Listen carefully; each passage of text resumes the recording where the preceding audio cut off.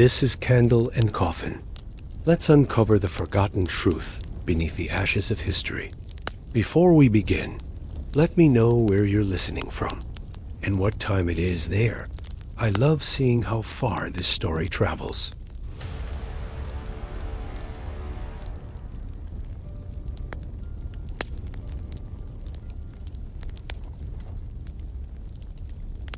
The storm did not begin with swords or fire.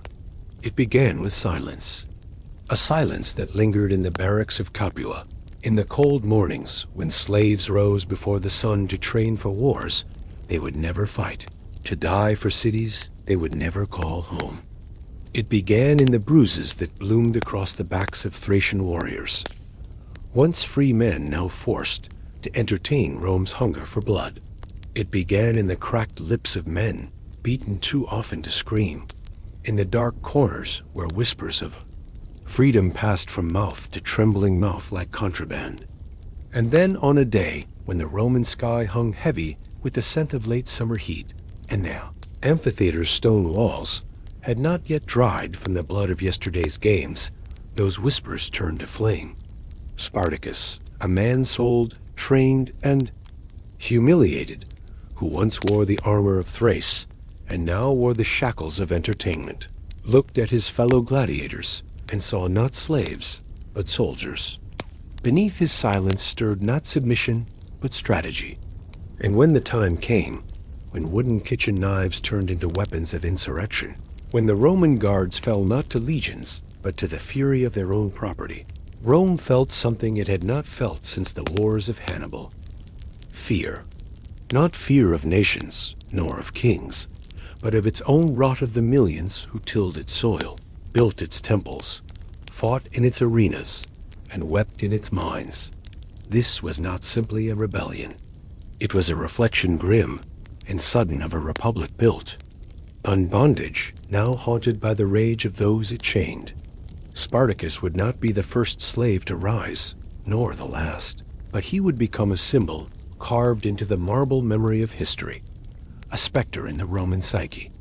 And in this beginning, as Capua erupted and the roads to Vesuvius burned with footfalls of the liberated, a question echoed across the Senate walls and the patrician villas. What happens when the empire's shadows dare to step into the light? Capua, though distant from the heart of Rome, was no backwater. It was a city fat with blood-soaked coin and decadence, a jewel in the Roman crown, where the art of violence was refined into public ritual. Its Ludus gladiator school was both a prison and a forge, breaking men and reshaping them into icons of suffering, taught to kill with grace and die with dignity. Here, the Dominus Batiatus ruled with the cold precision of a businessman, not a sadist. He did not need to enjoy cruelty, only to profit from it. In his corridors, Spartacus and his fellow captives were nothing more than investments, bodies, molded for the arena's carnage. But even among the shackled, some souls resist rusting. Crixus of Gaul, tall and brutal, bore his chains like a crown. Enemos, the African, spoke little, but every scar on his flesh was a sermon of resistance. Together with Spartacus, these men did not dream of freedom, they planned it. In secret, they tested the limits of their bonds. How many guards walked the halls at night, how long it took food to arrive, where the weapons were stored, who among the slaves could be trusted not to betray. They hid blades in loaves of bread, mapped corridors in dust, practiced kills in the pretense of sparring. The Roman elite, drunk on their own invincibility, had forgotten a basic truth. Even chained lions still have claws. The night of the revolt did not come with a trumpet's call, but with sudden surgical fury. A kitchen knife plunged into a guard's throat. A locked gate forced open with stolen keys. Panic spread through the ludus like oil over flame, and within moments, the slaves had seized not only weapons, but momentum. 60 men, once gladiators, now insurgents, fled into the countryside, heading for Vesuvius, not for safety, but for high ground. Rome had built a machine of discipline and order, but it had grown blind to the cracks beneath its marble facade. This escape was not just a flight. It was a message. The Empire's war dogs were loose, and they were no longer content to entertain. They intended to change history. The mountain loomed like a sleeping god, ancient and indifferent. Its slopes veiled in ash and silenced Vesuvius, a place the Romans respected but did not fear, not yet. It offered no walls, no gates, no comforts, only height, isolation, and the promise of watchful eyes. There, amid jagged rocks and wild thickets, Spartacus and his comrades made their stand not as fugitives, but as founders of a defiant order. They were 60 men armed with stolen swords and scarred wills, hunted by a world that refused to see them as human. But on that summit, hierarchy fractured. No one cared for bloodlines. No one bowed to birthright. In the ashes of servitude, they found something Rome had not intended: unity. Word of the revolt spread like a fever. Across latifundia and villas, in mines and fields, in kitchens and barracks, slaves began to whisper Spartacus's name with reverence, with longing. And then they began to run. Men and women, shepherds and smiths, chained workers from Sicily to Campania, deserted their masters and headed toward the mountain like pilgrims drawn to a holy fire. In weeks, Spartacus's band swelled from dozens to hundreds, from warriors to civilians, each carrying their own brand of suffering, their own reason to hate the eagle that ruled them. Some carried farming tools, others brought children. They did not come for conquest, they came for a life unbroken by the lash. But Spartacus understood what Rome would make of this. He had studied her from the inside, from the mud beneath her. Chariots. He knew Rome did not tolerate rebellion, it eradicated it. There would be no negotiations, no olive branches. Rome would come for them not as a state, but as a wounded god. So Spartacus trained them. He shaped the untrained mass into a ghost army. Drills in the dark, sentries on the ridges, discipline enforced not with fear, but with shared purpose. He was no emperor, no king. He issued no decrees. But they followed him because he had bled as they had bled, and because he spoke not of glory, but of survival.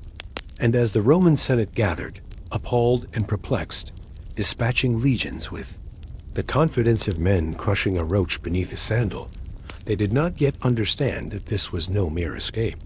It was an uprising, a reckoning, and the slaves on the mountain had already stopped thinking like prey. When the first Roman force arrived at the foot of Vesuvius, it came not in legions of glory, but with arrogance clothed in steel, a militia, hastily assembled, led by the praetor Gaius Claudius Glaber, a politician first and soldier second. Rome had not yet grasped the scale of the storm it faced. To Glaber, this was a rabble escaped gladiators and farmhands playing at war. So he brought his men to the mountain, not to fight, but to contain. He blocked the only known path down, stationed his forces at the base, and waited for starvation to finish what his sword would not. But Spartacus was not bred in the thinking of senators. He saw war in the patterns of terrain, in the psychology of panic. And Vesuvius, indifferent as it was, offered more than sanctuary, it offered opportunity. As Glaber's men lounged with careless confidence below, Spartacus's forces, now nearly 1,000 strong, crafted a desperate answer to entrapment. They gathered vines and twisted them into ropes. They fastened crude ladders and tools of descent, and by nightfall, the mountain's sheer cliffs became not a barrier, but a secret road. One by one, under the veil of darkness and silence, the rebels scaled down the rock face, suspended between heaven and war, while the Romans feasted on their assumptions. What happened next became legend. The slave army fell not in retreat, but in ambush, striking from behind with the force of fury, honed by years of degradation. Glaber's forces, unprepared and overconfident, broke into chaos. Roman discipline, that famed spine of the Republic, shattered beneath the weight of underestimated rage. And when morning light bled across the field, it revealed not the triumphant standard of Rome, but the torn bodies of its dead, stripped of dignity by the very hands it had once owned. This was not just a battle won. It was a declaration, a message, scrawled in blood across the face of the empire. The Senate could no longer deny what it faced. The rebellion was not dissolving. It was growing. And with each victory, Spartacus's name stopped being a whisper. It became an omen. Panic spread through Rome not as rumor, but as a shadow cast across marble floors and gilded halls. Senators whispered in atriums with dry mouths and trembling hands, not because they feared invasion, but because the mirror had cracked. They had built a republic upon the backs of millions who, for the first time, remembered they could stand. The Roman psyche, so often armored in discipline and hierarchy, began to fray at the edges. News arrived. In fragments. A town overrun here. A Roman outpost slaughtered there. Slaves swelling the rebel ranks by the hundreds every week. This was no longer a mob. It was a movement. Yet still, the Senate hesitated. They could not fathom that their own instruments of entertainment, the gladiators they once cheered, could now maneuver with the skill of tacticians. Spartacus had no formal military education, but war was written into his muscles, carved by years of forced violence and shaped by the bitter clarity of survival. As the rebel army pushed north, it did so not in chaos, but in formations. He trained farmers to flank, shepherds to scout, smiths to forge crude blades. The roads of southern Italy, once arteries of Roman commerce, became veins of rebellion, pulsing with the thunder of barefoot armies and stolen chariots. But Spartacus's eyes were not fixed on Rome. They were fixed on freedom, true freedom, not the illusion of safety behind rebel lines, but a march across the Alps, out of Italy, away from the empire's grasp. He envisioned his people returning, to Thrace, to Gaul, to homelands remembered only in dreams and lullabies, but not all shared his vision. Among his generals, tensions cracked the unity they bled to create. Crixus, fierce and proud, yearned not for escape, but for vengeance.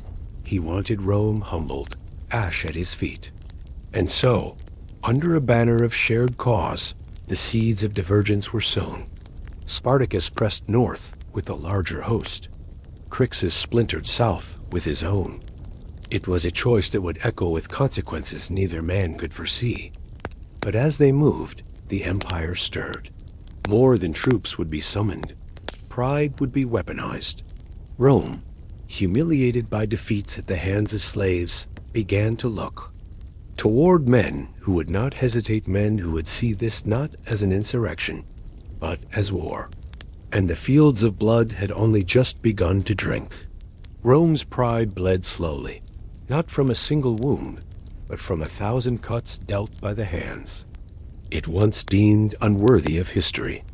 Each new report from the south carried not just the tally of Roman dead, but the erosion of an illusion that slaves were incapable of purpose beyond servitude. And still, Spartacus marched. His column was no longer a desperate band. It had become an exodus, a living testament to the lie Rome had told itself. That control was eternal. From Capua to Beneventum, from the hills of Lucania to the bridges of the Volturno, villages were emptied, chains cast aside, storehouses raided not out of malice, but out of need. And yet Spartacus, for all his might, never became a butcher. He did not scorch the earth behind him. He forbade the senseless slaughter of civilians. And when his fighters broke ranks to indulge their vengeance, he punished them with the same steel they once turned on their masters. He fought to end cruelty, not to recreate it in another form. But Rome could not see this. Rome only saw rebellion. And with the disgrace of Glaber still staining the Senate's reputation, new men were dispatched, men whose ambition outweighed their wisdom. Publius Varinius, another praetor with more connections than experience, led 2 legions southward, believing he could encircle Spartacus like a shepherd corralling cattle. But Spartacus was not prey. Using stolen Roman maps, he divided his forces.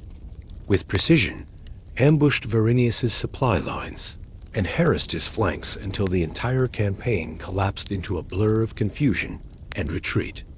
Verinius barely escaped with his life, abandoning even his lictors in the chaos, those symbols of Roman authority left trampled in the mud by the feet of liberated slaves. But triumph brought more than glory. It brought weight. For every victory, Spartacus gained men, but also mouths. Tens of thousands now followed him, many untrained, many ill-equipped. What began as a military rebellion had become a mobile society. Women, children, the old and the sick among them, all seeking sanctuary beneath a banner that had never meant to shelter so many. With each step northward, the dream of crossing. The Alps loomed larger, but so too did Rome's rage. And in the south, Crixus, broken from Spartacus's path, now faced the sharpened jaws of vengeance alone. Crixus, warrior of the Gauls, had never been made for retreat. His heart beat not with the rhythm of caution, but with the thunder of confrontation. And when he parted from Spartacus to march south with his own detachment nearly 30,000 strong, he did so with fire in his chest and vengeance in his eyes. Where Spartacus saw the Alps as a threshold to freedom, Crixus saw Rome as a wound that must be cauterized in flame. His followers, many of them fierce and young, were hungry not just for liberation, but for reckoning. They stormed estates, looted garrisons, left Roman outposts smoldering in their wake. To the patricians of Campania and Apulia, it felt like the earth itself had turned against them. But Rome, at last, had begun to adapt. It no longer sent senators with borrowed swords. It sent soldiers bred in the marrow of conquest. The consuls of the Republic, Gnaeus Cornelius Lentulus Clodianus and Lucius Gellius Publicola, were dispatched with full legions, not to contain the rebels, but to annihilate them. And Crixus, for all his might, stood directly in their path. Near the slopes of Mount Garganus, his forces were cornered. There would be no cliffs to descend, no narrow passes to exploit, only open ground and open sky, where blood could be spilled under the eyes of indifferent gods. The Roman legions closed in with brutal efficiency. They advanced not as men, but as a machine, blades glinting in the sun, shields locking into formations that had conquered continents. Crixus roared against them, led from the front like a man who had never once known fear. But the battle was not a clash, it was a slaughter. Surrounded and outmaneuvered, Crixus and his host were cut down to the last. The fields ran red with the blood of freedmen. Crixus fell, sword in hand, his defiance etched into the soil. And when word reached Spartacus, still pressing northward, something inside him shifted. This was no longer a war he could win with hope. Crixus had fought to remind Rome that its sins had consequences. Spartacus now understood that to survive, he would have to do the same. So he turned back south, not in defeat, but in fury. At Lucania, he ordered 300 Roman prisoners to be forced into a mock gladiatorial contest. And there, under the storm-gray sky, he honored Crixus not with mourning, but with blood. The message was clear. This rebellion was no longer a plea for freedom. It was an indictment, and Rome would answer for it in screams. Spartacus's return to the southern battlefields was not a retreat, it was a reckoning. The man who had once trained in silence now moved with the weight of 1,000 chained souls behind him, and the fire of Crixus's sacrifice fueled every strike he delivered. The rebel army, swelled now beyond 70,000, was no mere mob, but a force tempered in hardship, united by a cause both desperate and profound. With ruthless precision, Spartacus unleashed a campaign of guerrilla warfare, ambushes in wooded valleys, hit-and-run attacks on Roman supply convoys, and swift strikes that left patrician estates smoldering. Rome's legions, proud and confident, found themselves stalked by shadows born of human despair. The consuls, Lentulus and Publicola, responded with brutality. No prisoner was spared, no village left untouched by their wrath. Yet with every massacre, the rebel ranks grew. Farmers, shepherds, and slaves fled the lash and the sword alike to join Spartacus's banner, seeing in him a beacon of a world inverted, where master and slave were no longer fixed roles, but fighters in a shared battle. Yet, despite victories, Spartacus understood that war is a game of endurance. The Senate grew frantic, dispatching Marcus Licinius Crassus, a man whose ambition burned as fiercely as Rome's thirst for control. Crassus brought legions well fed on discipline and dread, and he was determined to crush the rebellion utterly. Spartacus, aware of the storm gathering, against him, prepared not for glory but survival. The rebel army fortified positions, dug trenches, and constructed earthworks, a crude but effective defense that surprised Roman commanders accustomed to facing disorganized enemies. But more than tactics, Spartacus worked to hold the fragile unity of his diverse army together. Freedmen, slaves, women, children, bound by hope, but fraying under the strain of hunger, exhaustion, and fear. The mountain peaks of southern Italy bore witness not only to war, but to the endurance of a people who refused to be forgotten. The rebellion had become a crucible, a test not just of arms, but of humanity itself. And as Crassus's legions advanced, the fate of Rome and its slaves hung in precarious balance, trembling between collapse and revolution. The arrival of Marcus Licinius Crassus marked a new chapter in Rome's campaign, a campaign sharpened by obsession, ambition, and the bitter taste of previous failures. Crassus was no stranger to power. A man of wealth and ruthless pragmatism, he viewed the slave rebellion not as a mere disturbance, but as a threat to the very foundation of Roman order and his own legacy. From the moment his legions marched onto the battlefield, discipline tightened. Like a noose, Crassus instituted harsh punishments: decimation, the ritual killing of 1 in 10 men for cowardice or failure, transforming fear into a weapon as potent as any sword. His camps were fortresses, his scouts relentless, his strategies methodical. Spartacus, for all his cunning and charisma, now faced a foe who understood the rebellion not as chaos, but as war. The rebel army, stretched thin by numbers and exhaustion, found itself forced into defensive positions it had never desired. Crassus built fortifications to trap them like beasts in a pen, digging trenches and walls that echoed the very cruelty Rome had inflicted upon its slaves.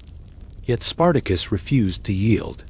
He orchestrated daring raids, slipping through Roman lines with the agility of a shadow, striking supply trains and sowing confusion. His leadership was not only tactical, but symbolic, a living reminder that even the mightiest empire could be pierced by those it sought to suppress. Amid the grim calculus of war, the rebellion revealed fractures. Hunger gnawed at the masses. Dissent simmered beneath the surface. Some whispered of surrender, while others called for a final, desperate charge. And yet, Spartacus's vision held them together, the dream of a freedom beyond the mountains, beyond the chains. The clash between Crassus's iron will and Spartacus's relentless spirit grew ever fiercer. Each battle a question posed in blood. Could Rome hold its empire built on slavery? Or would the chains finally shatter beneath the weight of justice? In the growing shadow of Crassus's legions, Spartacus made a choice that would echo through history, not as an act of desperation, but of calculated resolve. The rebel army, burdened by thousands of souls seeking freedom, stood at a crossroads: to continue a war of attrition against Rome's might, or to risk everything in a bid for escape. The dream of crossing the Alps, whispered in countless campfires, now transformed into a tangible hope. But to reach those mountains, They had to break through the tightening noose of Roman forces arrayed across southern Italy. The terrain itself was a battlefield, narrow passes, thick forests, and rivers that could swallow the unwary. Spartacus knew that his forces lacked the heavy arms and cavalry to face Rome in open field, so he relied on speed, surprise, and the intimate knowledge of the land he had gained in years as a soldier and slave. His warriors moved like ghosts, vanishing into the hills after lightning raids, then striking supply lines and ambushes with brutal efficiency. The Roman consuls, their pride wounded, clamored for a decisive victory, but Crassus counseled patience and discipline, wary of rushing into traps laid by a foe who seemed to vanish at will. The Senate grew impatient, threatening to recall Crassus, but he stood firm, knowing that Rome's honor was at stake. In the rebel camps, hope flickered amid exhaustion and hunger. Spartacus maintained strict order, knowing that any lapse could spell ruin. The women and children, vulnerable and terrified, huddled in makeshift shelters, their lives suspended in a precarious balance between hope and despair. It was here, amid the chaos of war and survival, that Spartacus's leadership transcended. Strategy, he became a symbol of resistance, a beacon of humanity amid the inhumanity of slavery. Yet the empire was vast and cruel. The battle for freedom was no longer just a fight against legions, it was a war against time, hunger, fear, and the bitter knowledge that even victory might come too late. The rebel armies marched northward, became a legend not only for the swiftness of their strikes, but for the cracks it revealed within the renowned republic's own armor. Senators debated heatedly behind closed doors, the air thick with fear and denial. How could a force made of slaves and outcasts defy the might of Rome's legions? The political theater was rife with finger-pointing and accusations, as generals vied for command, and the Senate's patience wore thin. Meanwhile, Spartacus's forces' swelled estimates grew from tens of thousands to nearly 100,000 souls who flocked to the promise of freedom, no matter how distant or uncertain. This mass of humanity carried with it the hopes and horrors of their past lives, stories of broken families, endless lashes, stolen futures. Among them, Spartacus remained a steady figure, a man shaped by suffering but driven by an iron will. His knowledge of Roman tactics and his charisma bound the disparate groups into an army that could challenge the legions on their own terms. But unity was fragile. The sheer diversity of the rebels brought tensions to the surface between ethnic groups, between former gladiators and rural peasants, between those craving vengeance and those yearning for peace. The complexities of leadership in this crucible of desperation demanded more than military skill. It demanded the ability to navigate fragile alliances and moral dilemmas. As the rebels pushed closer to the heart of Italy, the Senate finally granted Crassus greater powers, and the legions redoubled their efforts. The stage was set for a confrontation not merely of arms, but of wills, a battle that would test the Republic's foundations and force a reckoning with its sins. And beneath the shadow of the coming storm, Spartacus dared to imagine a world, reborn one where chains would lie broken, and the humblest man might walk free. The approaching winter brought more than biting cold. It brought a testing crucible for Spartacus's ragged army. The rebel ranks, swollen with the desperate and the hopeful, faced starvation, disease, and despair. Supplies ran dangerously low, and the bitter winds carried whispers of surrender among the weary. Yet, amidst these trials, Spartacus's resolve hardened like forged steel. His leadership became less about commands and more about embodying the hope that fueled their fight. He moved among his people, not above them, listening to stories of pain and dreams of freedom, reminding them that their struggle was not in vain. The harsh landscape of southern Italy was both ally and enemy. Snow dusted the mountain passes, making travel treacherous, while Roman patrols tightened their grip encircling the rebel strongholds like a wolf closing in on its prey. Crassus, sensing the rebels' weakening state, pressed the advantage with unrelenting cruelty. He demanded discipline in his ranks and ordered scorched earth tactics to deny Spartacus's forces food and shelter. But Spartacus's genius was in adaptation. Utilizing guerrilla tactics honed over months of hardship, he led his people through hidden trails, ambushes, and swift strikes that kept Roman forces off balance. The rebellion was no longer a single movement, but a fluid force, slipping through cracks in the empire's defenses. Yet even as hope flickered, Spartacus grappled with the bitter knowledge that their dream crossing the Alps to freedom grew more distant with each passing day. And beneath the cold skies and bloodied earth, the question loomed darker than ever.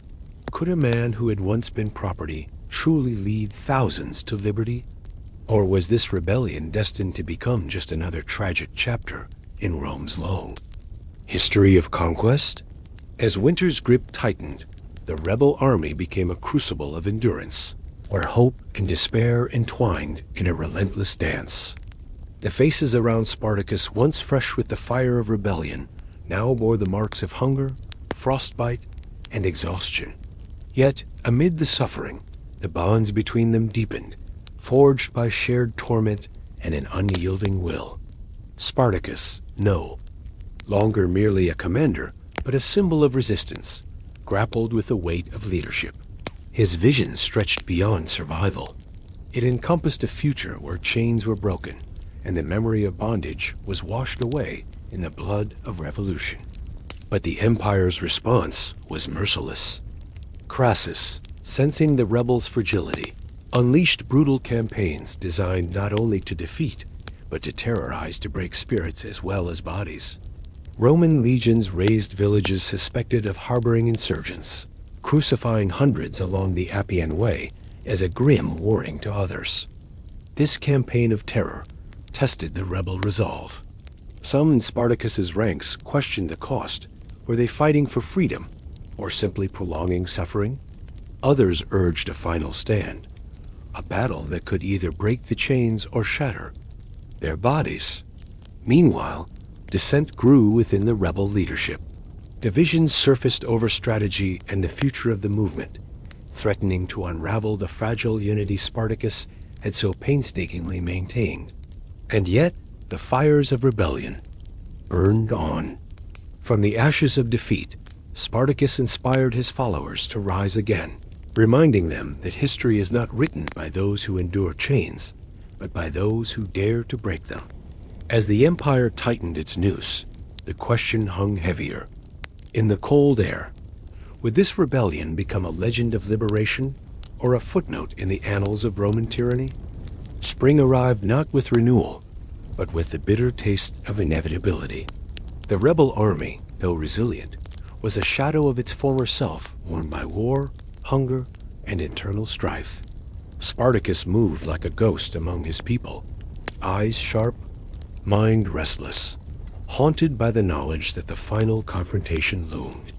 The dream of crossing the Alps flickered in the distance, a fragile promise slipping through bloodied fingers. Rome's legions, under Crassus's ruthless command, pressed relentlessly, tightening the siege like a vulture circling a wounded beast. Every hilltop, every forest, every road was contested with brutal ferocity. The Senate, growing impatient, with Crassus's cautious advances, sent reinforcements led by the young Pompey Magnus, a rising star hungry for glory. Spartacus's forces faced an empire united against them, not just soldiers, but the weight of centuries of oppression. Yet, amid the encirclement and despair, the rebel leader crafted a final plan, a bold gamble to break free, to defy the destiny Rome had scripted for him and his followers.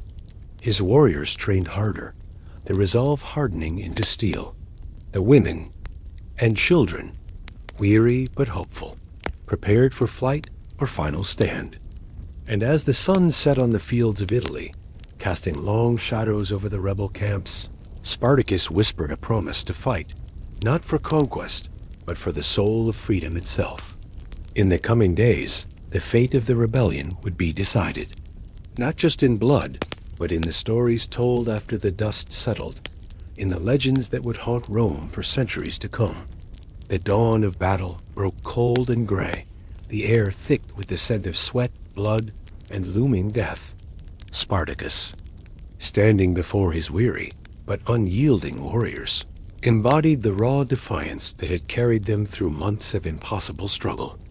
The rebel army, now fewer in number but fiercer in spirit, prepared to face the might of Rome one last time. The plains near the river Silurus became a crucible, where the fate of thousands would be decided in steel and flame.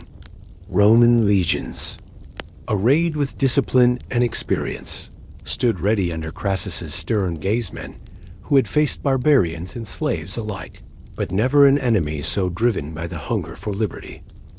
The battle that followed was brutal and chaotic, a clash not only of weapons, but of wills.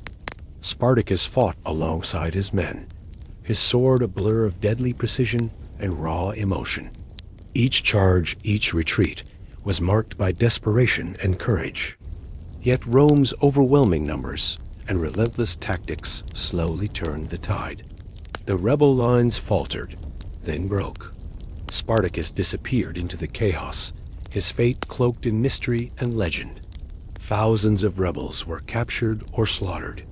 Survivors faced crucifixion along the Appian Way, a grim testament to Rome's brutal reprisal.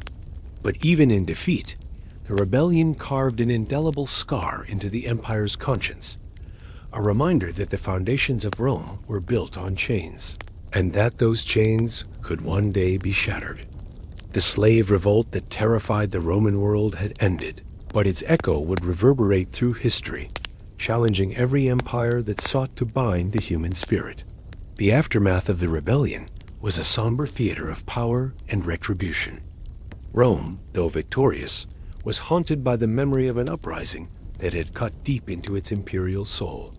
The Appian Way, lined with the crucified bodies of thousands of rebels, became a chilling symbol of the price paid for insurrection. Bones and flesh turned to warning for generations.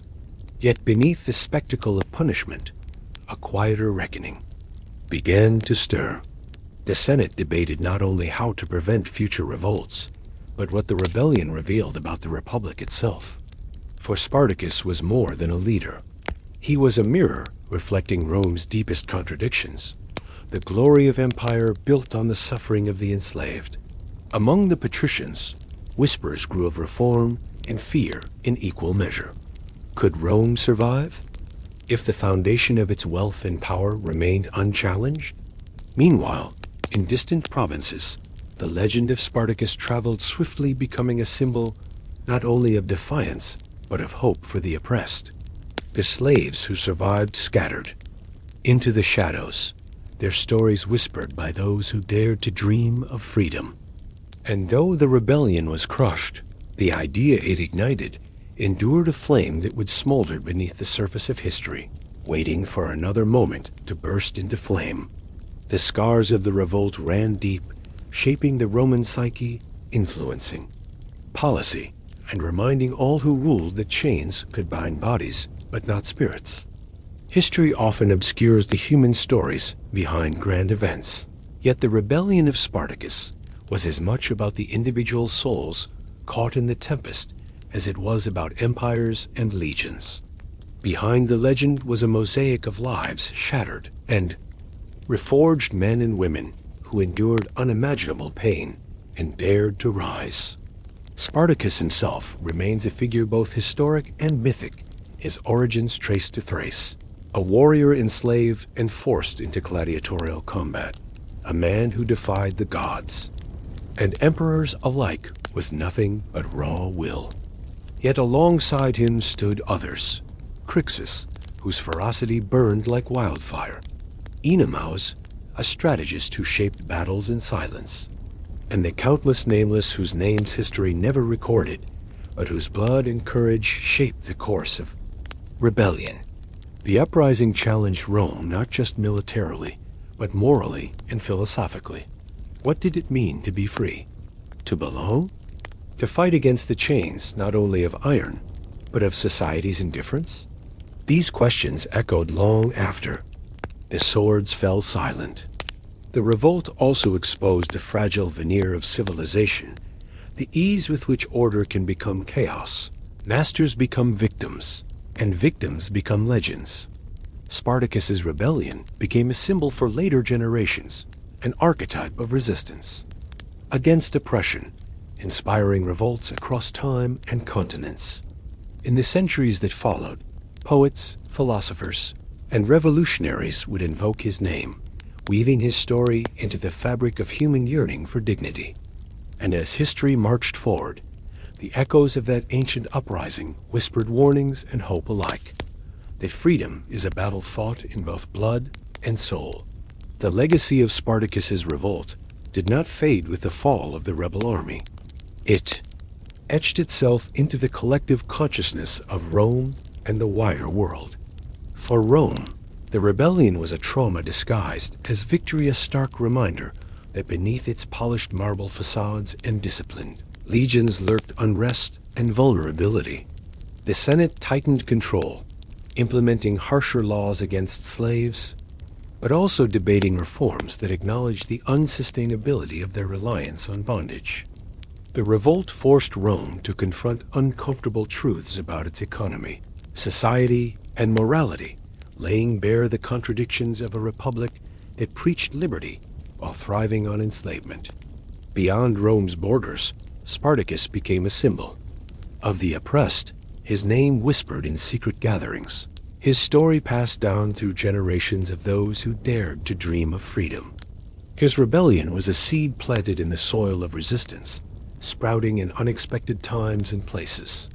Artists centuries later would romanticize his struggle. Philosophers would debate its meaning. Revolutionaries would claim his spirit. Yet, for all its grandeur, the rebellion was also a tragedy of shattered dreams of thousands lost to violence and betrayal, of hope smothered beneath the weight of empire. The story of Spartacus forces us to confront the duality of human nature, the capacity for both cruelty and courage, for enslavement and liberation. It asks us to remember that history is not just a chronicle of kings and battles, but a tapestry, woven from the lives of the forgotten and the brave. In the wake of the rebellion, Rome tightened its grip with a vengeance, erecting new laws designed to suppress any flicker of insurrection before it could ignite.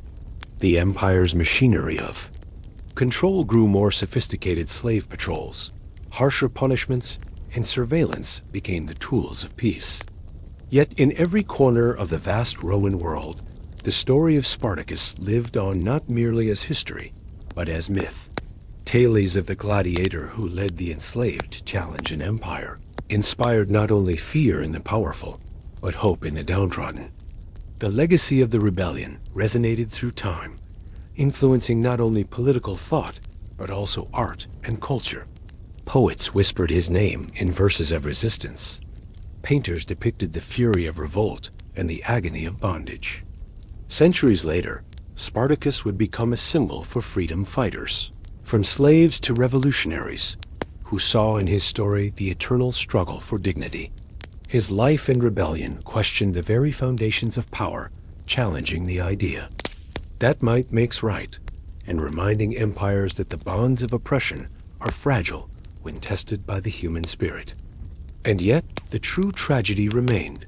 Spartacus himself vanished into history's shadows, his final fate unknown, a ghost wandering the ruins of a broken dream.